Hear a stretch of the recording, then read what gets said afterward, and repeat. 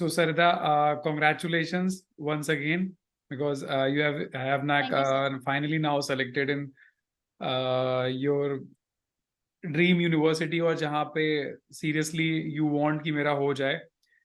And please give your inputs कि क्या क्या चीजें फेस की from the starting, how you think was resolve, and how you have completed the step sequentially, कि जिस तरीके से finally you will get the offer letter और सिलेक्शन हो चुका है. That's all. So yeah please need your input, very important it's for मी.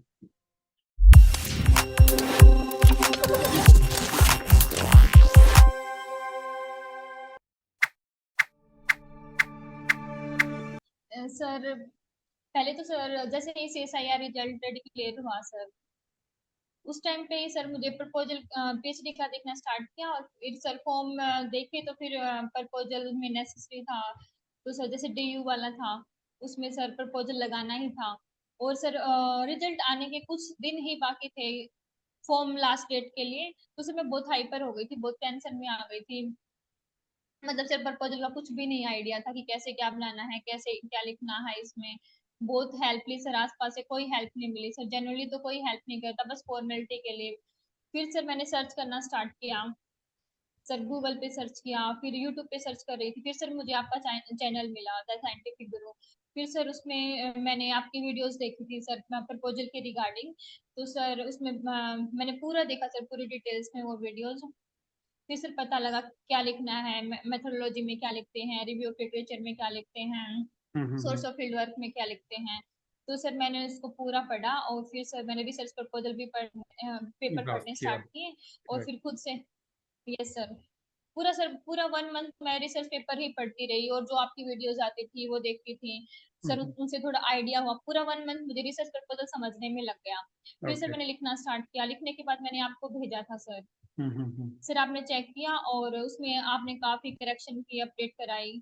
जैसे reference से रिलेटेड आपने बोला था लेटेस्ट वाले डालो रेफरेंस, वो भी चेंज किया मैंने सर. उसके बाद में आपने रिव्यू ऑफ लिटरेचर के लिए बोला था कि इसमें कुछ जो न्यू रिसर्चेज हैं उनके लिए लिखो, वो भी मैंने अपडेट किया था. उसके बाद में सोर्स ऑफ फील्ड वर्क का मुझे कोई आइडिया ही नहीं था क्या लिखना है, उसके लिए आपने बताया था कि इसमें क्या क्या लिखते हैं, वो सर मैंने लिखा था. पूरा कंप्लीट करने के बाद में फिर सर मैंने आपको भेजा था. उसके बाद में सेंट्रल यूनिवर्सिटी हरियाणा वाला इंटरव्यू था मेरा 11 सितंबर को. उसके बाद 14 को पंजाब यूनिवर्सिटी चंडीगढ़, सर दोनों में ही सिलेक्शन हो गया. सर फर्स्ट एक्सपीरियंस था सर पूरी लाइफ का, इंटरव्यू का बहुत डर लग रहा था, पहले ओके. प्रपोजल के लिए डर लग रहा था सर. करेक्ट. मतलब उस टाइम पे तो सर ऐसे हो गया था कि कोई हेल्प नहीं मिल रही थी, और कुछ आता नहीं था प्रपोजल से रिलेटेड. तो सर यूं हो गया था, पता नहीं क्या होगा मेरा, कहीं पे होगा भी या नहीं PhD में. फिर सर आपसे जैसे टेलीग्राम से कनेक्ट हुए, और यूट्यूब तो था ही सर वीडियोस के लिए, समझने के लिए काफी सारी चीजें. फिर सर आपसे कनेक्ट हुए तो सारी जो भी प्रॉब्लम आती थी पूछ लेते थे सर, तो सब कुछ आराम से हो गया फिर. और सर उसके बाद में इंटरव्यू के लिए डर था सर, प्रपोजल बन गया था 1 मंथ, तो ये रहा प्रपोजल का. उसके बाद में इंटरव्यू के लिए डर लगने लगा जैसे ही डेट आने लग गई करेक्ट. इंटरव्यू के लिए. तो सर फिर रिसर्च पेपर्स का तो सर पढ़ लिया था पूरा, जो भी रिसर्च प्रपोजल था. और जो सर सब्जेक्ट स्पेसिफिक जो चीजें थी वो पढ़ ली थी, tool techniques, cell biology, molecular biology, basic science, ये सारी चीजें पढ़ ली थी. उसके बाद में सर मैंने सर आपके यूट्यूब पे जो मॉक टेस्ट थे सर वो देखे थे, मॉक वीडियो जो आपने ले रखे थे स्टूडेंट के साथ, सर वो देखे, क्योंकि मुझे बहुत यूं था कि पता नहीं क्या क्वेश्चंस पुट अप होंगे, तो सर उसका डर था. तो सर ओके. फिर मैंने अपने डायरी में वो लिखने स्टार्ट किए 3-4 दिन पहले, इंटरव्यू से 3-4 दिन पहले मुझे यूं था कि पता नहीं क्या क्या पूछा जाता है. ओह, तो सर मैंने वो सारे क्वेश्चन नोट कर लिए जितने भी पीछे, पता नहीं आपके 2-3 साल से पहले से थे वो मॉक इंटरव्यू, करेक्ट. सारे के सारे मैंने प्ले लिस्ट में डाले पहले, और फिर उनको सारे उनको देखा मैंने सीरीज में, और फिर सारे मैंने अपनी नोटबुक में लिख लिए सर, मैंने बना रखी है डायरी. Oh, ये that's आपके क्वेश्चन great. सारे. Oh, this is a yes very sir. good initiative. मैं पहली बार सुन रहा हूँ कि मतलब इंटरव्यू की तुमने बहुत अच्छे से तैयारी करी, और लकीली तुमने मेंबरशिप भी ज्वाइन की थी, यस और सर. उससे बहुत हमारा कम्युनिकेशन हुआ, तो शायद तुमको प्रपोजल और यस सर. कुछ क्वेश्चन सॉल्व करने में भी हेल्प मिला होगा. बट तुमने ये नोट्स बनाया, that is yes very sir. Good, because इससे कॉन्फिडेंस आया होगा. तो और फिर नोट्स यस बना सर. के और क्वेश्चंस को रेडी करके इंटरव्यू में तुमको फायदा हुआ. सर बहुत सर, मतलब सारी यूनिवर्सिटी में सर सेम ही क्वेश्चन रहे थे। जैसे सर करेक्ट। फर्स्ट इंटरव्यू था मेरा एक्सपीरियंस यहाँ पे सेंट्रल यूनिवर्सिटी में सर, तो हम्म। सर वहाँ पे वही सेम क्वेश्चन, पीएचडी क्यों करना चाहते हो, यही हम्म। यूनिवर्सिटी क्यों चूज की, यही टॉपिक ओके। क्यों चूज किया, क्या प्लानिंग है इसमें, आपके ऑब्जेक्टिव्स क्या हैं, क्या करना चाहते हो, बिल्कुल। मतलब अपने सब्जेक्ट स्पेसिफिक नॉलेज के अलावा यही सेम क्वेश्चन रहते हैं सर।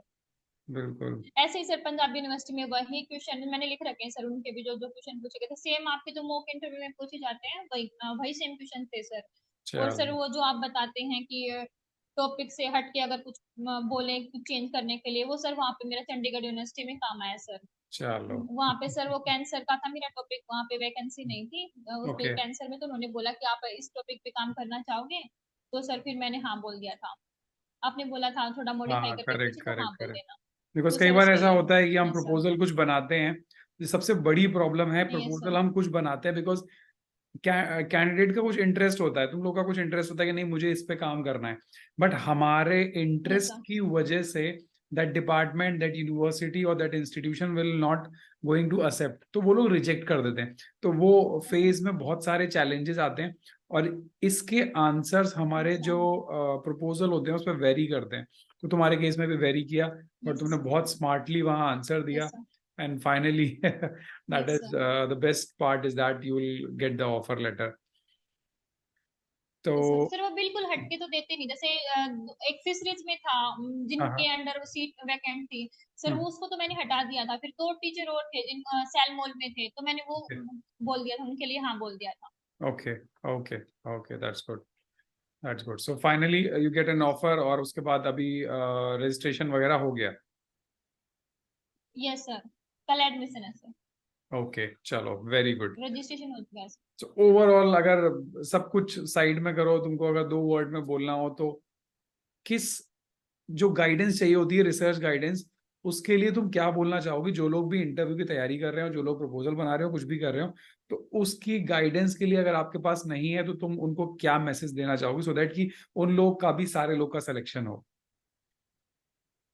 सर मैं तो यही बोलना चाहूंगी, द साइंटिफिक को सब्सक्राइब करें यूट्यूब पे, और सारी वीडियोस देखें, इंटरव्यू के जो भी मॉक इंटरव्यूज हैं सर सारे हम्म। के सारे देखें, वही क्वेश्चन रिपीट होते हैं सर। जो करेक्ट बेसिक क्वेश्चन है अपने सब्जेक्ट स्पेसिफिक नॉलेज के अलावा जितने भी बेसिक क्वेश्चन है वही रिपीट होते हैं, सारे के सारे वही रिपीट होते हैं। एक करेक्ट भी क्वेश्चन करेक्ट। मुझे अलग नहीं लगा सर, जो बेसिक बिल्कुल सारे के सारे वही हैं। और जिनको भी प्रपोजल बनाने में प्रॉब्लम आ रही है सर से टेलीग्राम से जुड़ सकते हैं, जो भी कोई प्रॉब्लम आ रही है पूछ सकते हैं, सर डेफिनेटली हेल्प करते हैं, बिल्कुल होगा सबका।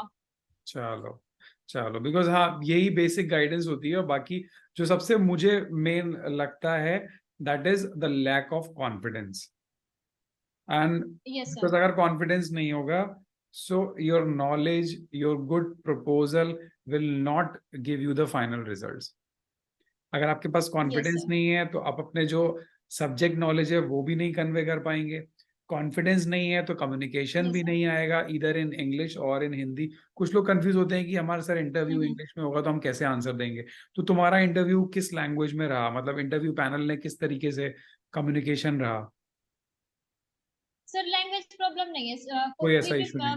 लैंग्वेज के लिए तो सर कोई भी प्रॉब्लम नहीं, नहीं सर, अब आप जिस भी लैंग्वेज में बात करना चाहते हैं वो वैसे ही लैंग्वेज में बात करते हैं। Yes, correct. इंग्लिश में भी पूछ लेते हैं, हिंदी में भी। कुछ प्रोफेसर थे जिन्होंने इंग्लिश में क्वेश्चन पूछे, कुछ थे हिंदी में पूछे, तो सर लैंग्वेज का कोई इश्यू नहीं है सर। यस यस, और उस उसको उसको बस वो लोग, उसको वो लोग देखते भी नहीं है, मतलब ये चीज के लिए बॉदर भी नहीं करते हैं। सो नहीं ओके, सर, दैट्स, हाँ, दैट्स गुड, सर वो दैट्स। बस सब्जेक्ट नॉलेज देखते हैं, प्रपोजल के रिगार्डिंग क्या है आपका, क्या यस। करना चाहते हैं, बस हाँ, उनका मेन फोकस यही रहता है। उसका कमांड होना बहुत जरूरी है। Yes sir. Correct yes sir, और करेक्ट। बेसिक सब्जेक्ट नॉलेज जैसे सेल बायो, मोल बायो, टूल टेक का थोड़ा हाँ हाँ ठीक हाँ, रही नॉलेज, वो चेक बिल्कुल करते हैं। बिल्कुल, agreed, completely agreed.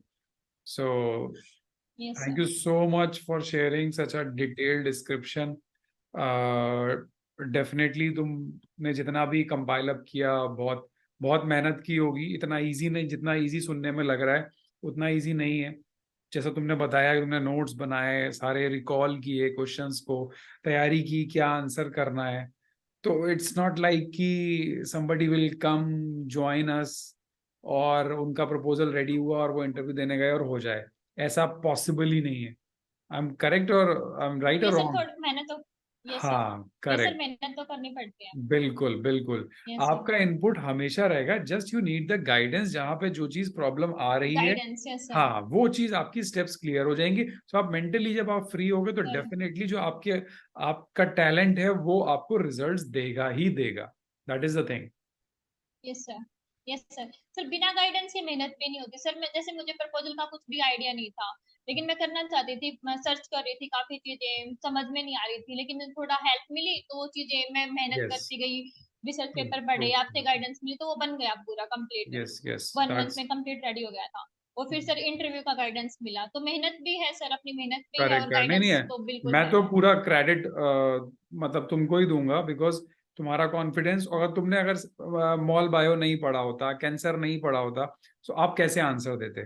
Not possible. तो यस सर। स्टूडेंट को तो पूरा लगना ही पड़ेगा, अपने सब्जेक्ट का मास्टर होना पड़ेगा, बिकॉज आप जब पीएचडी के लिए जा रहे हो तो डेफिनेटली आपका मास्टर्स होना चाहिए उस सब्जेक्ट पे, फिर आप डॉक्टरेट करेंगे ना। Yes sir. So yes sir. That should be sir फिर देयर। उन्होंने ऐसे भी चेक किया, जैसे जैसे सर मेरा कैंसर था, तो सर उनके अंडर सीट वैकेंट नहीं थी, तो उन्होंने चेक किया कि दूसरे टॉपिक में पे मैं कर सकती हूँ या नहीं। फिर दूसरे टॉपिक पे जैसे sir blood vessel formation, angiogenesis, necrosis, apoptosis, western blotting, इनके ऊपर क्वेश्चन करना स्टार्ट किया उन्होंने कि इस इनके ऊपर भी कर सकते हैं क्या दूसरे टॉपिक पे। ओके तो ओके ऐसा ओके। नहीं है कि अपने टॉपिक पे ही फिक्स होके जाओ, मतलब हो सकता है कि आपको थोड़ा सा इधर उधर जाना पड़े। यस, जैसे कैंसर है, कैंसर ना मिले तो थोड़ा मॉडिफाई करना पड़ता करेक्ट है, तो करेक्ट करेक्ट। उसके रिगार्डिंग भी पढ़ के जाओ, यूं नहीं कि बिल्कुल एक ही पे। अपना subject knowledge yes sir. Overall होना चाहिए, नॉट स्पेसिफिकली हाँ टॉपिक, हाँ। Correct. Yes sir. Yes, because you are from that yes sir. Subject, तो yes sir. Definitely you know the things, at least basics तो पता होना चाहिए। Yes sir. ये नहीं कि आप डीपली कोई यस सर। आपसे एक्सपेक्ट कर रहा है, but at least they just want to know कि आपको पता भी है उस फील्ड में कि नहीं, है ना। Yes sir. चलो, चलो that's very yes. Good. So we all wish you a very good luck, जितने भी लोग देख रहे हैं। So thank you sir. Please like से send your best wishes to Sarita and all those जो लोग सेलेक्ट हो चुके हैं बट अभी हमसे इंटरेक्ट नहीं कर पा रहे हैं, क्योंकि इतने ज्यादा वो हो जाते हैं मैसेजेस, और तुमसे रेगुलर टच में थे yes sir. Because you was a recent member. तो इसीलिए जैसे ही मैं देखता यस हूँ तो सर। अब मैं सबसे सोचता हूँ कि इंटरेक्शन बहुत जरूरी है। इंटरेक्शन होने के बाद उस यस सर। इनपुट्स जो होते हैं ना, वो कई लोगों के लिए बहुत अच्छा आउटपुट दे देते हैं। So that is very important. Yes sir. चलो, my best yes wishes sir, for you, बिल्कुल और सर। आगे भी बहुत अच्छा करो। अब ऐसा नहीं है because you have just cleared the step one, अभी सीढ़ियां बहुत सारी हैं, yes sir. And you have to like yes sir. Cover it as soon as possible with the full confidence, है ना। बहुत सारी चीजें हर्डल्स यस आएंगे सर। अभी पीएचडी के अंदर भी, काम करोगे, रिजल्ट्स आएंगे, कंपाइलेशन नहीं होगा, कंपाइलेशन होगा तो राइटिंग नहीं होगा, फिर कम्युनिकेशन में प्रॉब्लम आएगी, सब कुछ आएगा, but you must be yes very sir. Confident. और कुछ भी प्रॉब्लम होगा, so you are in regular touch with me, we'll resolve it and you will go ahead. Yes Now sir. you have a main supervisor in your university also, so he will be your main supervisor. बाकी अगर कोई और research guidance चाहिए हो, I'm always available for you. Thank you sir, thank you so much sir. Thank you Sarita, thank you so much for sharing your inputs.